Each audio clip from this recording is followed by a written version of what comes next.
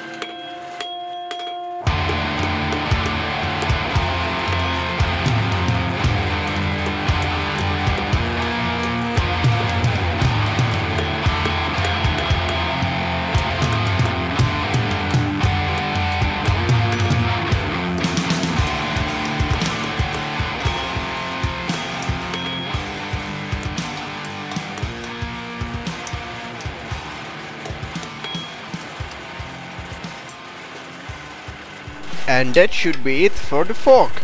I know it resembles more a spatula than a fork, but I want it to be right there after the forging. And that's because forging out the tips of the fork would be almost impossible, and I was also quite uncertain how I will be polishing them afterwards. Because as you know, I really wanted a working fork, not just a thing that is nice but is good only for lying around and collecting dust. And with all this in mind, I decided to create the spatula and then cut it 4 times with the angle grinder to create the fork. Quick word about the stock material that I decided to use. I must say that the type of steel was great, but the form of the steel was really bad. What do I mean with this? The type of steel was awesome. It forged well, it wasn't as hard as the spring steel at the anvil, and also it's highly resistant to overheating. It doesn't develop cracks, it doesn't become brittle, it just doesn't care about the overheating at all. You can still melt it and then it's just game over, but it's much less sensitive than the spring steel that I worked with before. With the horrible form, I mean the shape of the lawnmower blade. It's really wide and also thin. So when I am trying to beat it into some usable rectangle, it keeps folding over itself, twisting, and it's just pain. I spent at least twice the time on preparing the material than forging the fork itself, and it's just daunting, you know. Now let's talk a bit about the knife that I am making right now. As you can see, in fact, this was my first knife ever, and I was a bit afraid, but I had a rough idea how to make it, and it didn't turn out that bad. The only thing that I messed up is that the preform of the knife must be pointed downwards, because as you are creating the taper on the blade, you are forcing the tip upward. So when I started with straight preform, I ended up with some Turkish looking dagger.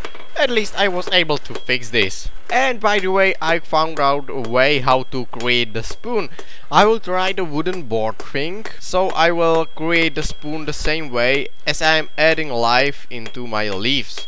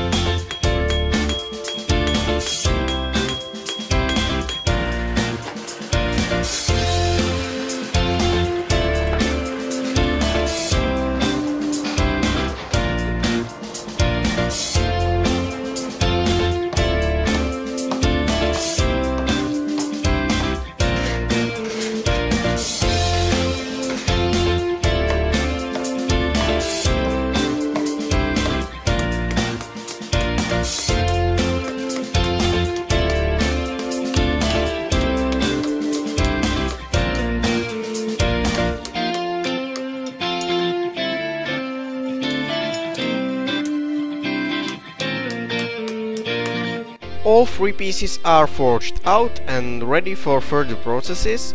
The only thing left is to straighten up the handles. Then we can go on and start polishing it, grinding the edges, mainly the edges of the spoon, as it is touching mouth the most out of all types of cutlery.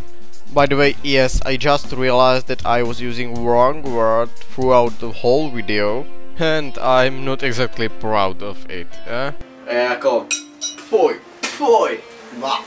That was absolutely disgusting, and also I almost cut my lips with the spoon. Yeah, a lot of work ahead. But back to my language fault.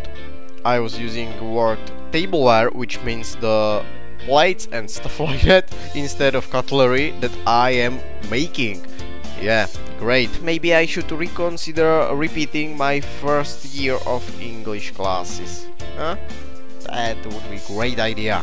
Anyway, this is it for today's video. As I said before, next time we'll be grinding, we'll be polishing, but also I must find some nice wood for the handles. I was originally thinking of pine, but pine has a lot of splinters. I want something that is colorful and also have some distinctive smell. So if you are interested how it will end up, subscribe and wait till the next video, which will be out in 7 days. Thank you all for watching, see you again next time, bye!